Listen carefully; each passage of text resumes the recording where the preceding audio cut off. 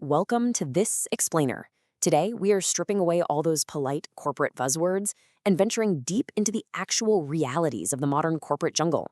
We're looking at a fascinating breakdown of how power really works, drawing on wisdom that's, 500 years old, but honestly, it's sharper today than ever before. So forget the typical motivational advice that just gives you the warm fuzzies. This explainer is a tactical roadmap for surviving and thriving in a world where you are either the predator or the prey. Let's get into it. I want you to picture a scenario with me. Put yourself right in the hot seat. You're at a high-profile industry party, and across the room stands the exact person who can change the trajectory of your entire life.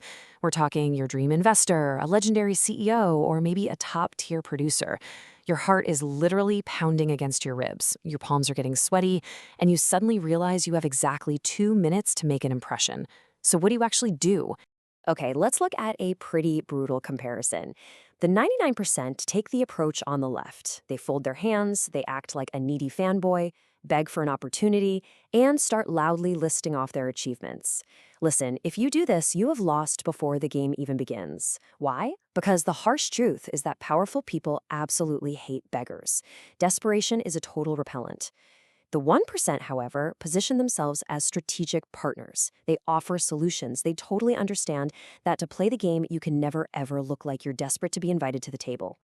To really master this, we have to look back at the 16th century wisdom of Niccolo Machiavelli. He famously stated that if you must choose between love and fear, well, choose fear. People love based on their own convenience, you see, but fear binds them to yours. Now, obviously, in the modern corporate world, we aren't talking about the fear of physical violence. Today, fear means the fear of losing your utility, your insights, and your respect. And that brings us right to Law 1, show utility, not need. This right here is the absolute foundation. You must never put your desperation on display.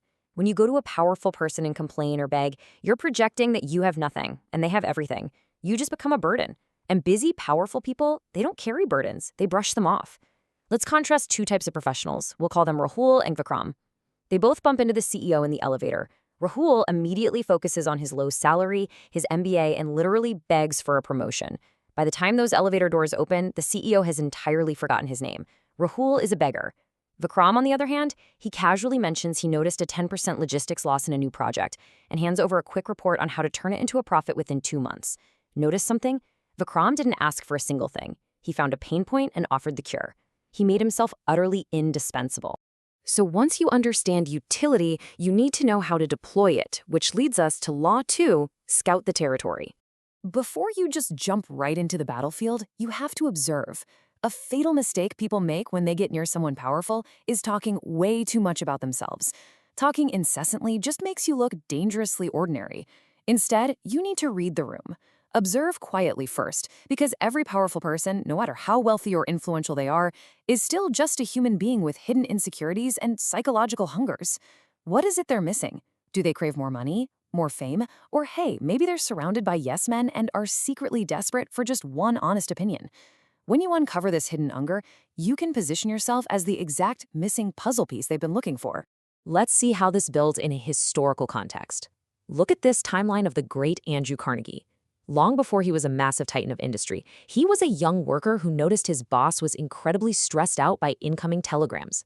Now, Carnegie didn't just ask for a raise. He stayed up late secretly learning telegraph codes. And one day, while his boss was out, an urgent message arrived. Carnegie stepped up, decoded it, took action, and solved the crisis. Overnight, he transformed from a disposable employee to an indispensable right-hand man, simply because he eliminated his boss's confusion. Taking that observation a step further brings us to Law 3, the mirror effect. Okay, so you've scouted the territory. Now you must adapt to it. You have to become like water, taking the shape of whatever environment or interaction you find yourself in. The mirror effect is all about tuning your behavior, your language, and your energy. Think of it like a radio dial. If you want a clear signal, you have to match the exact frequency. If your target is highly religious, your conversation should naturally echo morals and values. If they're a street-smart hustler, you need to show some edge. But listen, a massive warning here. Do not act like a blind parrot. People can spot a fake imitation from a mile away. It's really about matching their overall vibe and pace, making them feel intrinsically understood. Once you've made that connection, how do you maintain their respect? That brings us to Law 4, subtle rebellion. Society teaches us to be blindly loyal, but cheap, unquestioning loyalty means you'll be used and then thrown away like a tissue. To maintain your self-respect while being invaluable, it's a very specific three-step dance. When a powerful person pitches an idea, step one, you praise it enthusiastically. But step two, you calmly point out a hidden dangerous risk that no one else saw. Then step three, you suggest an alternative that protects them from that risk. You see, you haven't insulted them, you've proven you have a backbone. You aren't just another sheep clapping as they walk off a cliff. You are their trusted protector. However, while you're out there proving your worth, you must be incredibly careful to observe Law 5. Never outshine the master. This leans heavily on Robert Greene's foundational rule of power. Every single powerful person has an ego, and they need to feel like they are the absolute smartest person in the room. So the crucial point is this: let them take the credit. If you humiliate your boss by showing off how much smarter you are, well, your countdown timer has just started. Even if it was your brilliant idea, let them wear the crown. Now, I know it feels completely unfair in the short term, but sacrificing your immediate desire for credit puts a powerful person in your debt. And a powerful person who owes you their success will inevitably pull you up the corporate ladder right alongside them. Now, right before we move to the final two laws, let's look at a secret hack. This is called the power behind the throne. The biggest mistake people make is trying to storm the front gate, demanding to see the VIP directly. But the real secret lies with what we call the invisible prince. These are the gatekeepers, the personal assistants, the drivers, the secretaries, the trusted old advisors. They are the ones who truly control the schedule and the access. Disrespecting these vital staff members is a fatal error. Honestly, they can end your chances with a single whisper in their boss's ear.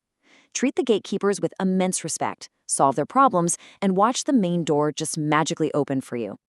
Once you are inside and climbing the ranks, you have to adopt Law 6, be mysterious. This is the overarching mindset required for long-term power. If you're a completely open book, people will read you once and toss you in the recycling bin. Cultivating mystery is highly tactical. Don't spill your entire life story at the very first meeting. Don't jump desperately at every single phone ring. Delay your email responses just slightly so it's clear your time is occupied. Let people guess what your next move will be. By artificially decreasing your immediate availability, your perceived value literally skyrockets. It's just human psychology. It dictates that we intensely crave what we have to wait for. Finally, we arrive at Law 7, act like a king to be treated like one. Now, this isn't about arrogance, it is about the undeniable power of projecting absolute self-worth. How you walk into a room dictates exactly how the room treats you. Consider this insane historical example. Victor Lustig. He wasn't a government official, he had zero actual authority, but his confidence, his tailored suits, and his absolute self-assurance were so overwhelming that he successfully convinced wealthy businessmen to buy the Eiffel Tower from him for scrap metal. No way, right? Now, obviously, we are not suggesting you become a con artist, but Victor is a clinical example that projecting supreme confidence dictates the exact price the world is willing to pay for you. If you price yourself at a discount, the world won't even buy you on sale. Which brings us to our final question for you today. In this massive marketplace of the corporate world, what are you selling and how are you selling it? Are you going to continue to complain about the system, folding your hands and begging for an opportunity? Or will you apply these laws, become a strategic partner, and write your own destiny? Remember, history only ever remembers the predators who win, never the prey who complain. Take a moment to think about how you'll approach your next high-stakes meeting. Thanks so much for joining me on this explainer, and I'll catch you in the next one.